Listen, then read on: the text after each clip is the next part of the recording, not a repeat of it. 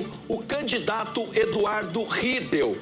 Candidato, muito obrigado pela presença. A gente vai fazer aqui uma entrevista que vai durar 10 minutos, né, porque no momento em que eu perguntar, o senhor terá o seu tempo para responder. A minha pergunta não será contabilizada nesse tempo, né? Eu abro aqui lhe questionando sobre a questão de apoios, né, que a gente sabe que se costuram nesse momento.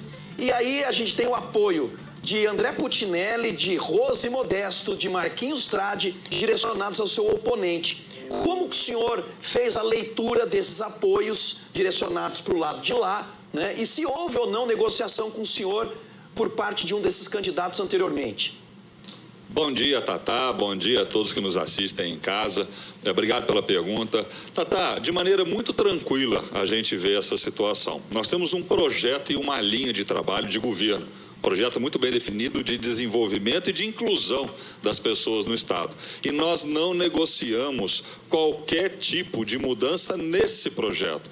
Então, apoios que, porventura, venham contaminados com algum tipo de negociação que influencie nesse projeto, não será aceito e não foi aceito. A gente vê com naturalidade. O candidato, ele falava, não preciso de apoio, não quero apoio, e, ao mesmo tempo, falava de problemas de corrupção, não gosta do atual governador, e aí pega o ex-governador que tem problema de corrupção, pega a ex-vice-governadora, que é do atual governador, que são os secretários, discute o apoio do Marcos Tradi, que estava num campos opostos e também está lá. Então é incoerência, mas a gente respeita, né, e vê com muita naturalidade. Agora, nossa linha de trabalho é em cima de uma independência e firmeza e convicção de propósito em relação ao nosso plano de governo. E nós não podemos negociar esses princípios e esses valores.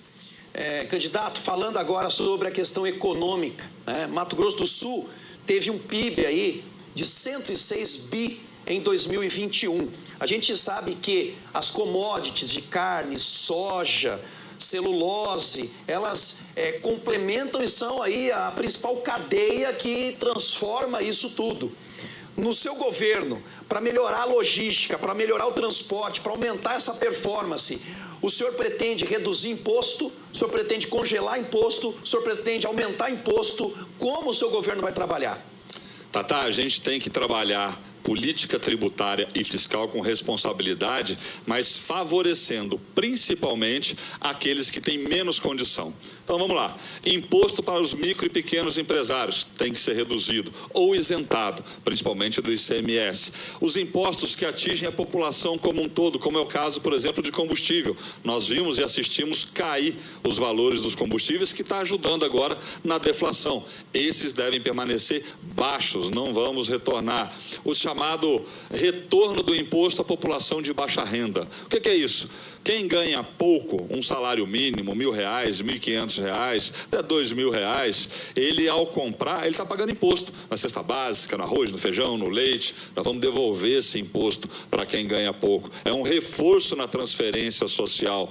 Eu já anunciei também a tarifa social da passagem de ônibus. É uma maneira de ajudar essas pessoas, trabalhadoras que tenham baixa renda. Então o imposto ele deve ser trabalhado o mínimo possível para quem é pequeno, para quem tem a necessidade. E essas tarifas que foram reduzidas, elas permanecerão baixas. Agora, se o senhor reduz o imposto ou congela automaticamente, como que o senhor faz o investimento em segurança pública, em educação, já que o ICMS ele é oriundo, né, para essas áreas? Se nós trabalharmos de maneira seletiva nessa faixa de baixa renda, na micro e pequena empresa, na empresa que tem até o teto do Simples, nós não comprometemos o orçamento. E aí dá para você ganhar eficiência dentro da estrutura da máquina pública para compensar esse imposto perdido, essa arrecadação perdida, para manter o nível de investimento nas áreas que são necessárias. O senhor tem um desafio agora que é a composição de equipe, caso eleito, para as suas secretarias. Eu gostaria que o senhor trouxesse aqui os nomes que entrariam nas suas principais secretarias. O senhor já tem esses nomes? Tatá, nós não temos nenhum nome definido para qualquer cargo dentro do governo. E eu explico por quê. Sou muito focado por etapa. Nós vamos ganhar uma eleição agora daqui a 15 semanas. Estamos trabalhando para isso. Depois disso ocorrer, Depois disso ocorrer, que nós vamos definir os nomes. Nós não temos compromisso político, o nosso secretariado e os cargos serão de natureza técnica para poder fazer as coisas acontecerem, serem entregues. Essa é a nossa linha de trabalho. Claro que a gente tem um conjunto de nomes que nós conhecemos e que, se ganharmos a eleição, estarão sendo convidados, mas não existe hoje nenhuma definição em relação a qualquer tipo de cargo e terá natureza técnica. Muito bem. Candidato, eu gostaria que o senhor falasse a respeito da questão ambiental agora. A gente tem aqui o assoreamento do rio Taquari, que já é tratado por ambientalistas e autoridades como o maior desastre ambiental do Pantanal. A ocupação de grandes propriedades de maneira às vezes desordenada na região ali do Alto Taquari, a retirada de mata ciliar tem matado esse rio, assim como outros rios também da região. Quais medidas o seu governo, caso eleito, pretende tomar para salvar o rio Taquari e outros rios que sofrem deste mesmo problema? Esse problema do taquari, ele vem se agravando nos últimos 40 anos. Com a evolução do plantio, da agricultura no alto do taquari, né, que forma o sedimento e desce para acontecer o que aconteceu e assorear o rio, nós tivemos uma política na década de 80, 90 de estímulo à agricultura, mas uma agricultura que não é praticada como a hoje. É o plantio convencional, não é plantio direto, solo frágil, sem curva de nível, e isso foi levando o sedimento. Existe um programa chamado ProSolo, que nós temos que atacar de maneira muito forte essa agricultura de onde se origina o sedimento, recompondo matas ciliares, exigindo plantio direto, curva de nível e nas pequenas propriedades dando a condição para que isso seja feito. Esse trabalho começou, já está em andamento. É o início da solução do rio Taquari, do desastre ambiental do rio Taquari. Ele tem que ser acelerado e implantado esse mecanismo de trabalho em toda a origem do sedimento, porque não adianta dragar lá na ponta, fechar a boca, tirar a areia, porque é igual enxugar gelo. Você fica tirando a areia e está descendo a areia lá do Planalto para a planície. Nós temos que estancar a descida da areia do Planalto para a planície e aí sim fazer o trabalho de recomposição num passo seguinte. De 0 a 100, qual seria o seu compromisso para salvar o rio Taquari? 100, Tatá. É uma necessidade urgente, não do Mato Grosso do Sul, do Brasil e com o Pantanal. Nós temos que atacar esse problema de maneira muito forte.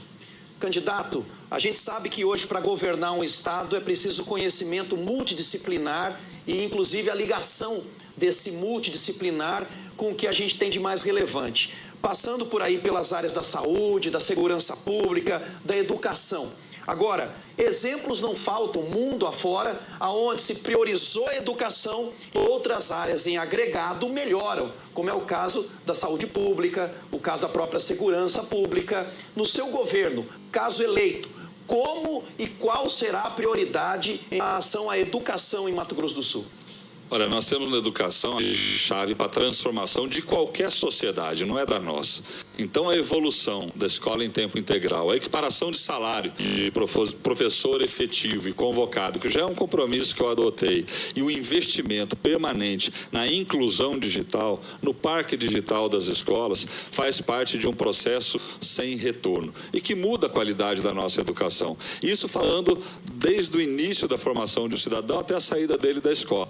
Mas a educação não é só isso. Nós temos que falar também de qualificação para as pessoas que não tiveram essa oportunidade, para serem absorvidas no mercado de trabalho, na oportunidade gerada, que ela tem essa condição. Nós estamos falando da universidade, do ensino técnico, tudo isso faz parte desse conjunto de educação.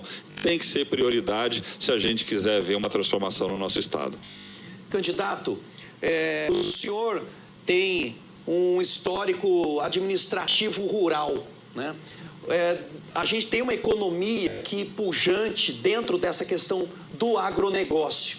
Porém, existe uma lacuna entre a prosperidade do agronegócio, né, e às vezes o que o povão sente no final dessa cadeia, na hora que vai comprar carne, na hora que vai comprar o óleo, na hora que vai comprar o arroz, vai comprar o feijão, né? Nós nos agigantamos na produção, mas não nos agigantamos na distribuição disso. Como que o seu governo pretende equalizar essas ligações para a gente ter realmente um povo rico não para o negócio e para aquele que produz, mas para aquele também que movimenta a máquina comprando.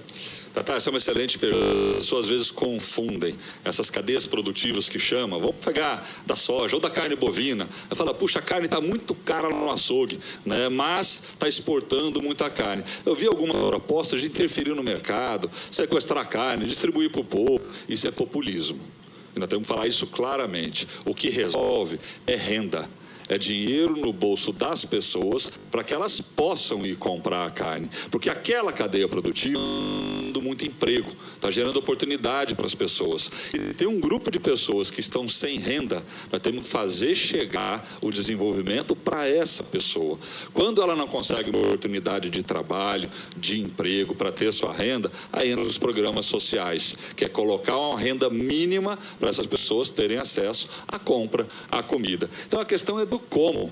É claro que a gente tem que fortalecer a renda das pessoas e é muito triste ver um Estado muitas vezes pujante em algumas áreas e pessoas passando necessidade. Então nós temos que melhorar a distribuição de renda, mas isso você faz com oportunidade de emprego, qualificação para ela pegar essa oportunidade e, quando não tem jeito, transferência direta de renda pelos programas sociais.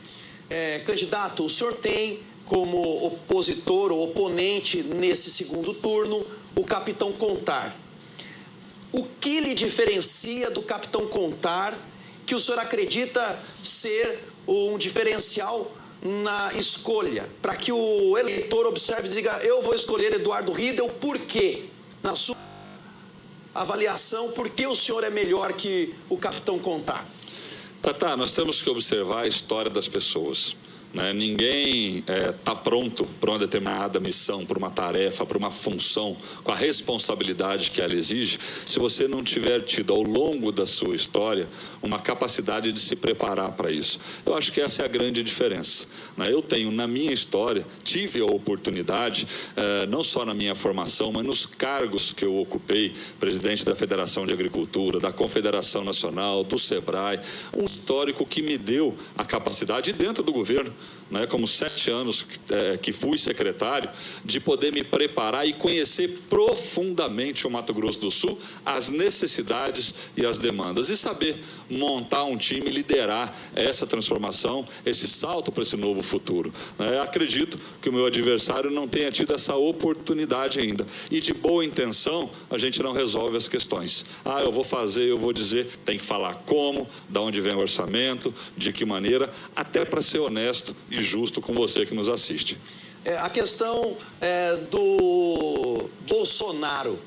No primeiro momento, lá no debate, o Bolsonaro disse, Mato Grosso do Sul, no primeiro turno, votem no Capitão Contar. Depois, agora, próximo aí ao segundo turno, já no início, ele grava um vídeo com a Tereza Cristina dizendo, olha, eu estou neutro, votem em quem vocês quiserem, porque os dois candidatos nos apoiam, Como que ficou essa questão do seu relacionamento com o candidato à presidência Bolsonaro e como está essa briga na sua leitura do que lhe agrega ou não em relação a esse apoio? Tatá, eu não estou brigando para ver quem é mais ou menos bolsonarista. Eu defini o meu apoio ao presidente Bolsonaro desde que me coloquei na condição de candidato e num partido que tinha candidato a presidente da República. E deixei muito claro, olha, se não for assim, eu mudo o partido.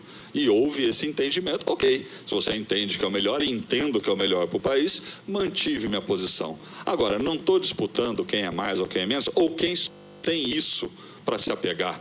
O que eu estou discutindo é o futuro do Mato Grosso do Sul. É quem sentar na cadeira dia 1º de janeiro tem que montar a equipe para governar o estado de Mato Grosso do Sul com quem estiver na presidência. Tomara, trabalho e torço para que seja o presidente Bolsonaro.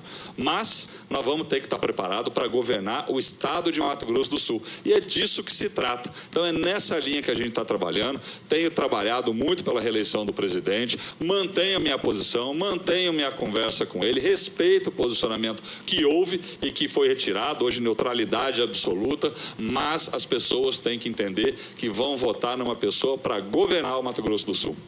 O senhor tem 40 segundos para finalizar as suas falas e as suas considerações finais. Só falar para você, agradecendo, Tatá, você dizer a quem nos assiste que nós temos um projeto muito claro para o Mato Grosso do Sul, de desenvolvimento com inclusão daqueles que mais necessitados estão, daqueles que precisam de uma mão do Estado. O Estado está pronto para esse salto para o futuro, a base está feita, mas precisa saber pilotar esse avião, precisa saber como fazer, de que maneira, da onde vai tirar o recurso, como dar competitividade para o nosso Estado e, principalmente, ajudar as pessoas que mais precisam. Esse é o nosso caminho. Peço voto para mim, 45, Eduardo Riedel, e para o presidente Bolsonaro, 22, para a reeleição do Brasil. Um grande abraço, muito obrigado. Tá? Muito obrigado, candidato, pela sua presença. A gente vai dando sequência aqui ao programa. Amanhã nós receberemos aqui o segundo candidato por ordem de sorteio.